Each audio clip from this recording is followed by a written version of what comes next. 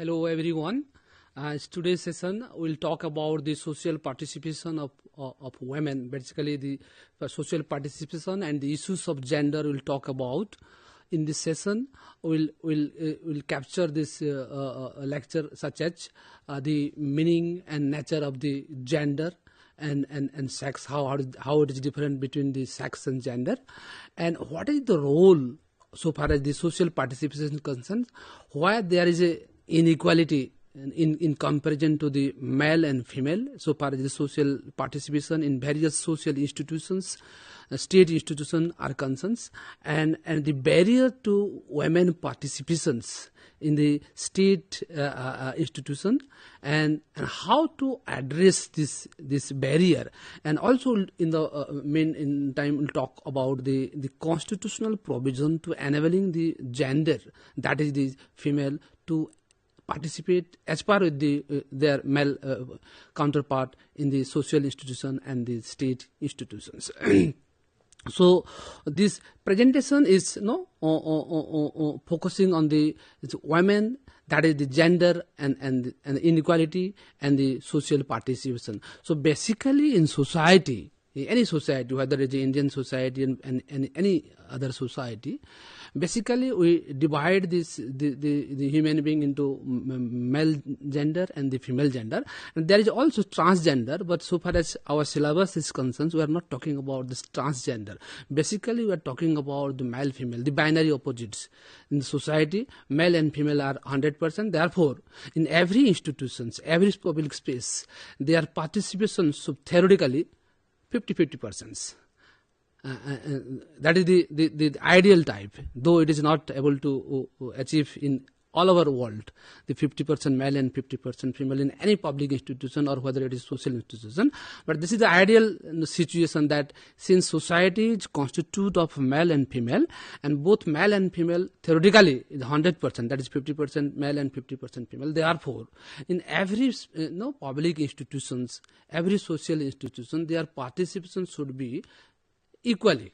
That is the ideal type. But since no society has achieved yet all over the world the ratio of the theoretical ratio of 50% male and 50% female, including the developed countries, therefore there is a lacuna how to enable the female gender to participate minimum, though it is not the 50%, suppose 30% or close to the 50%. Close to the 50%.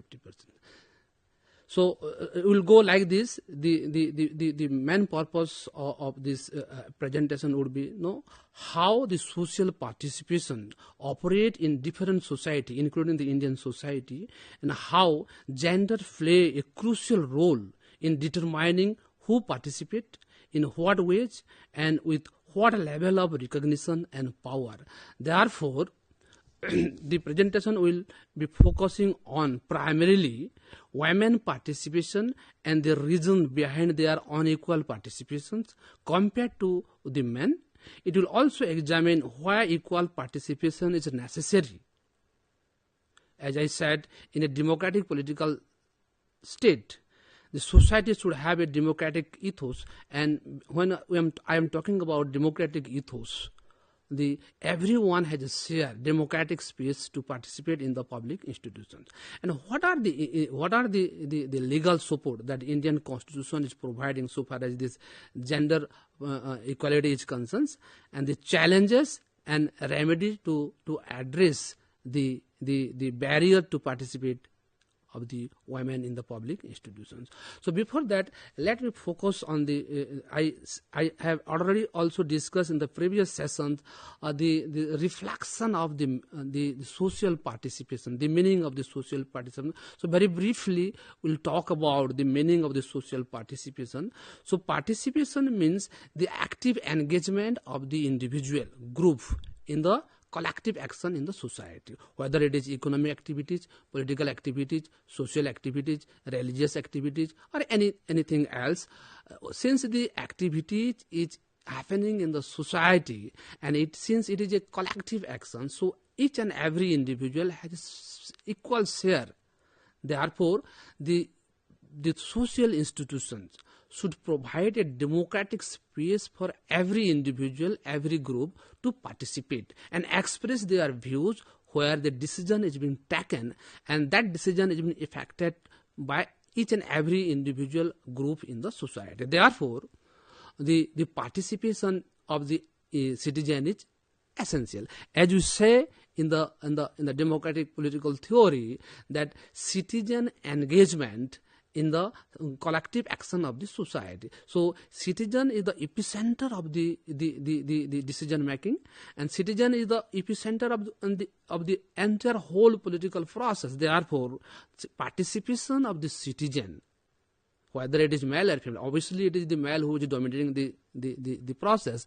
Therefore, the female also the same right to participate, because this decision of the collective action of the society also impacting their life.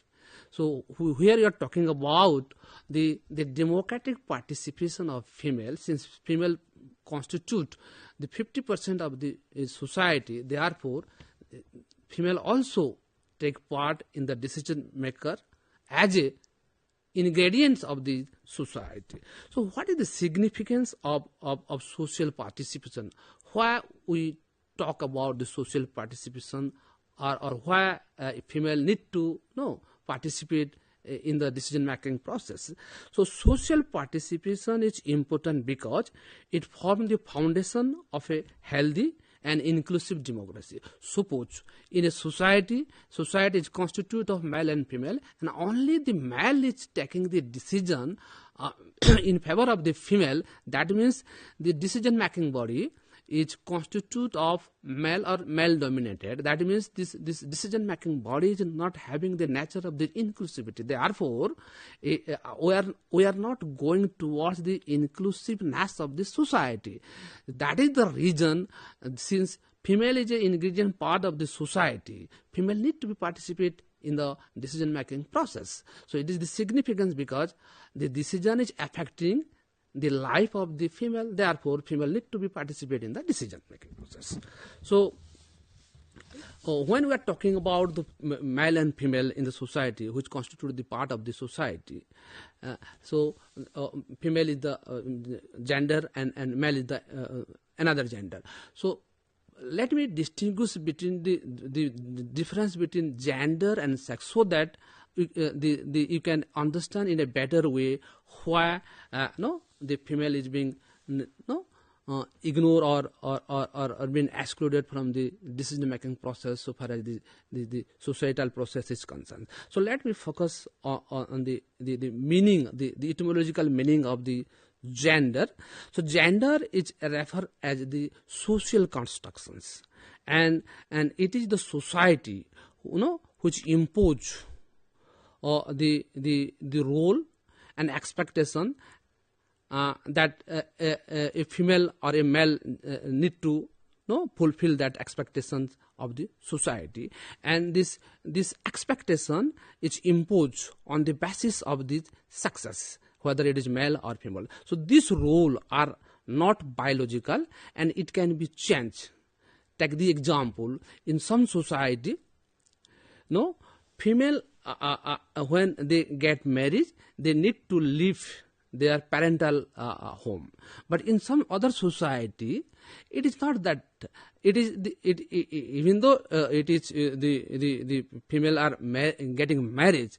Take the example in the tribe in the Naga and some tribe in the central India, they do not need to leave the parental home, and it is the male has to come to this female house. So that is the role of the gender. So that is the role of the gender has been vary from the society to society, region to region, and from the time to time. So gender is obviously it is a constructed, socially constructed, and the role assigned to this the individual as per their gender. So what is the difference between gender and sex? But on the other hand, sex is biological, which is natural, and sex like this female species and male species. So it is determined at the time of birth, and there is no point of inequality or discrimination inherent to the male species or female species. It is the society when it imposes the role on the basis of female or male, then the discrimination, inequality, exclusion started. So let me focus very briefly what is the binary opposite differences in terms of nature, basics, determinant, variability, changeability, and so and so. So far as the nature is concerned between sex and gender, sex is biological, as I explained earlier, and physiological. But gender is socially constructed and imposed on. And the basis is what? In so far as sex is concerned, it is based on the chromosome, reproductive organ, hormones, etc. And in gender basis is, as I said, it is social norm, role, expectation, and power relationships. And determination is in terms of sex, it is determined at the time of birth. But gender, learned through socialization process, and that is why I said since role of the gender is being learned through socialization process, it differs from the society to society and region to region. So what are its variability? In terms of sex, relatively fixed, and it is universal. More or less, it is not been usually changes, but so far as the role of gender is concerned, it is varied from across the societies, and because of the historical development of the civilization and the time period. So the changeability is largely in terms of sex, it is largely unchangeable, and in terms of gender, it is dynamism is there, capable of change is there. And so far as the relationship to the power participation or the institution is concerned, the sex does not determine social roles. And so far as gender is concerned, directly shaping access to the education, work, public life, so and so. Take the example. Suppose in a girls' schools, there is no toilet or washroom. After high school, girl students are it is one of the point of dropout in the high school so far as this government report is concerned. So what I am talking about is in terms of sex, not a cause of inequality, rather in gender, primary source of inequality which is imposed by the society. So let me focus on the gender and social participation. What are the role of gender so far as its social participation is concerned? Gender norm in Indian society regulate mobility, behavior, and public visibility. Women's role are largely associated with domestic work like caregiving, child rearing, childbearing, responsibility, so and so. A significant portion of women work remain unpaid and unrecognized. Men dominate decision-making roles in politics, economy, and community in the social life, as well as in the family life also. Most of the cases, it is the male dominate. Take the example. If in a family, decision is being taken, the female partner is being taken as a granted. Male just take the decision and simply say, this is the decision, whether you agree or not agree, that is not this. That means this saying of the female does not having any say with the final decision of the family. Rather it is the male partner who take the decision and just to share it. So it is always the male, whether it is the family level, whether it is community level, or whether it is political level, take the decision in favor of the female.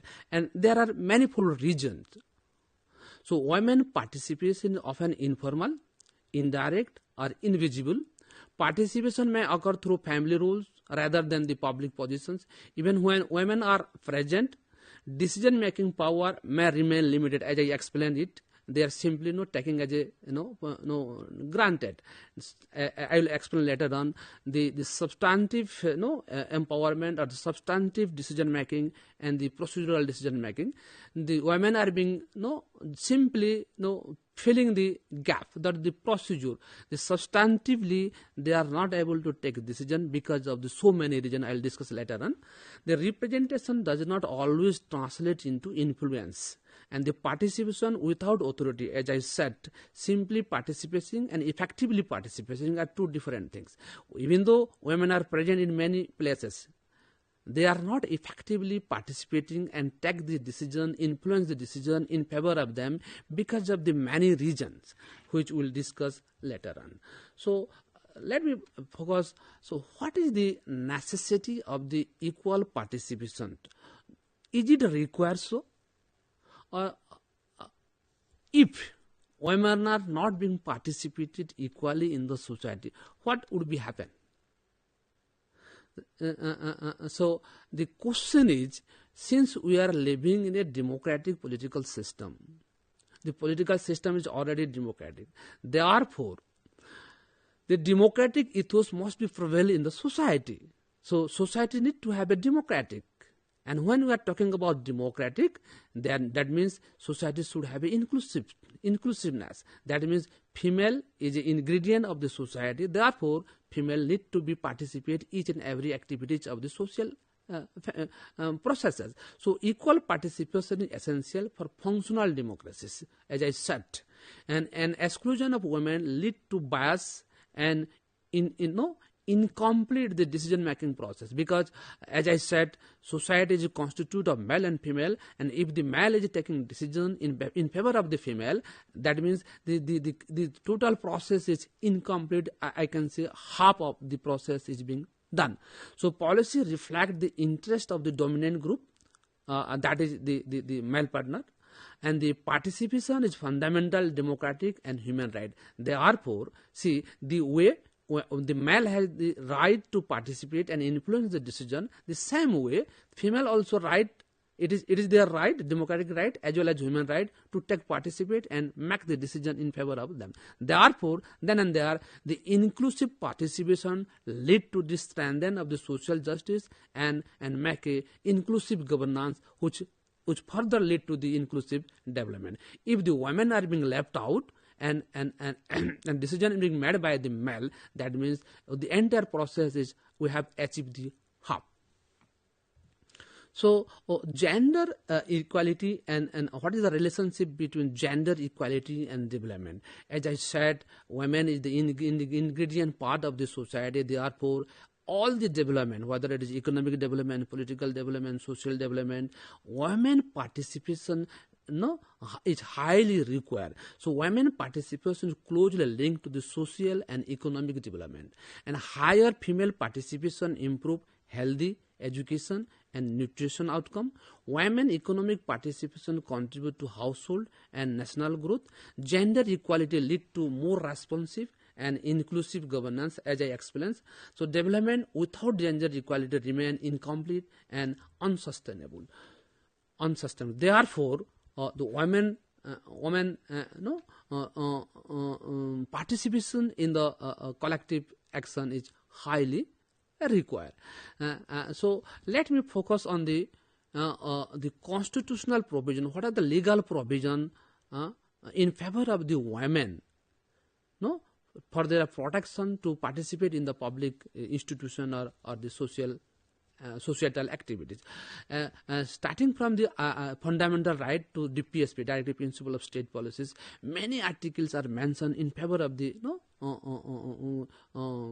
equal participation of the women. Take the example, Article 14, which guarantees equality before law. That means the law must not discriminate so far as the male or female or any race or so and so is concerned. Therefore, they are giving the women are being protected by giving extra advantage to participate with their counterpart male. So also Article 15.1, which prohibits discrimination on the ground of sex only.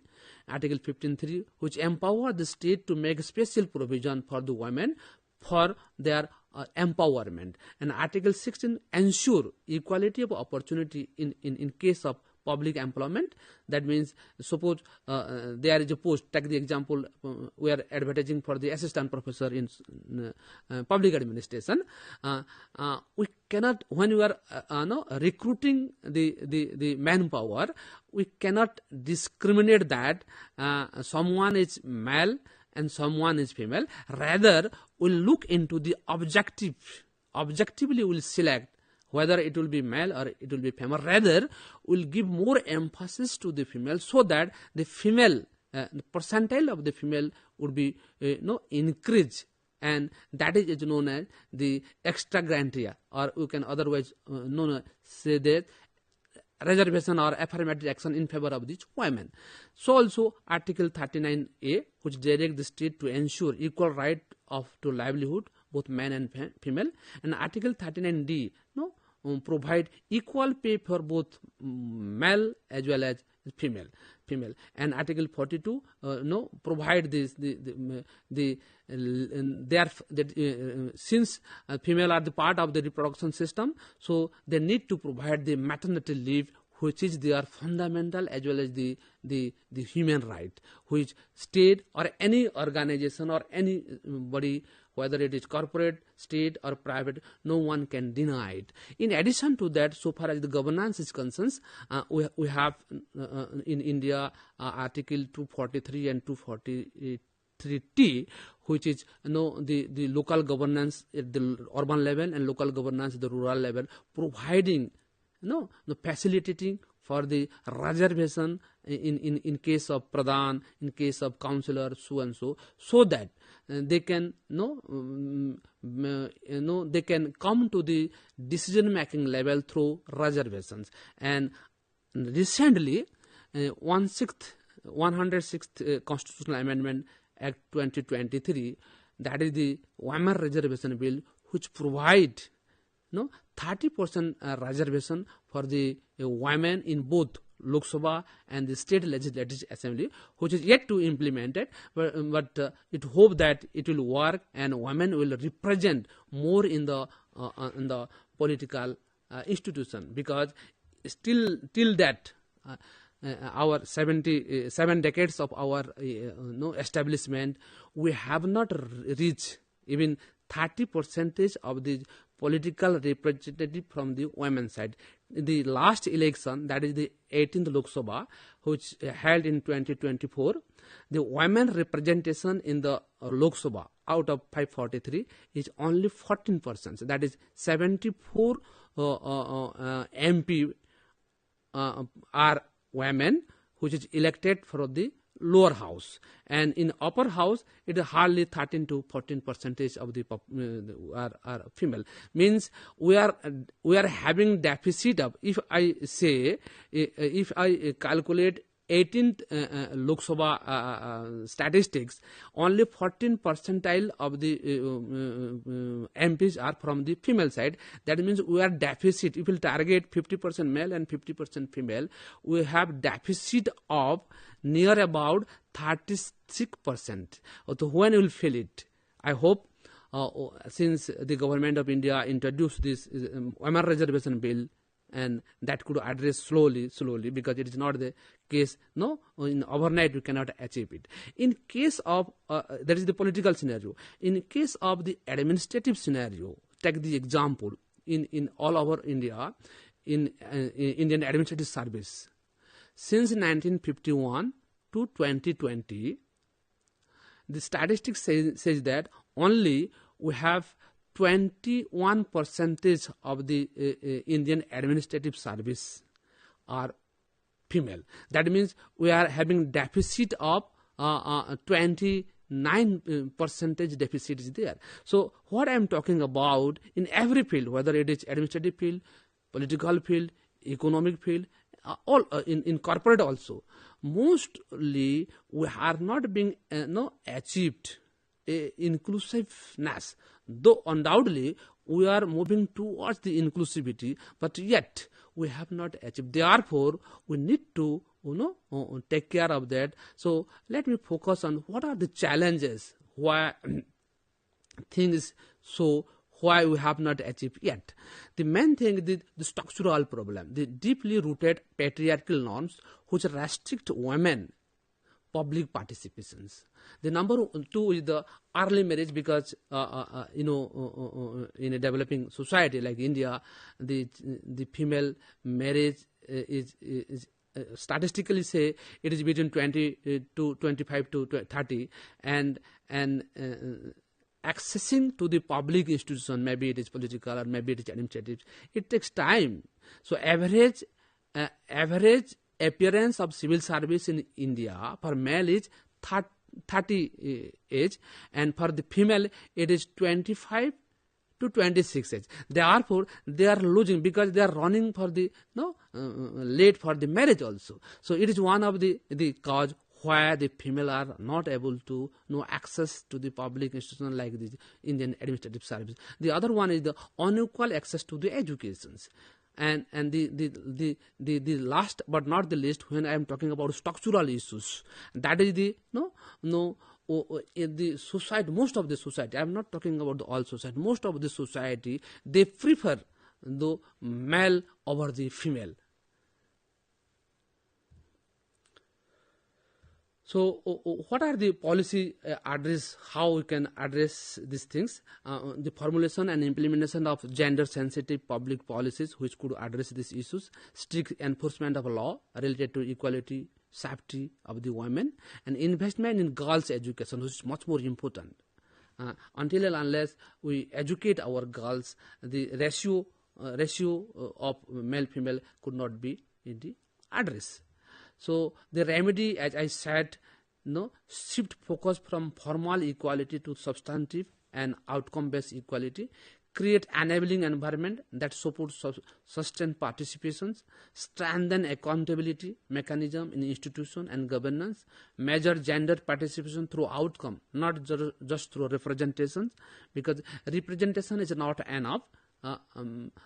As I said, in Gram Panchayat, reservation is there for the women, but the power being enjoyed by their the male partner, maybe their pati or their maybe brother, and so. So in conclusion, I could say gender participation is central to social justice and democratic functioning. Inequality in participation is rooted in social structure. Therefore, social structure need to be addressed. The Indian Constitution provides a strong foundation for gender equality. Effective participation requires both legal support as well as social transformation. Only having legal support will not work until and unless the society have a mood to change it. So inclusive gender participation strengthens democracy and development. Therefore, the inclusiveness and gender participation is highly required. Thank you all. If you have any questions, you can interact me with either my email or WhatsApps. We'll meet in the next session. Thank you.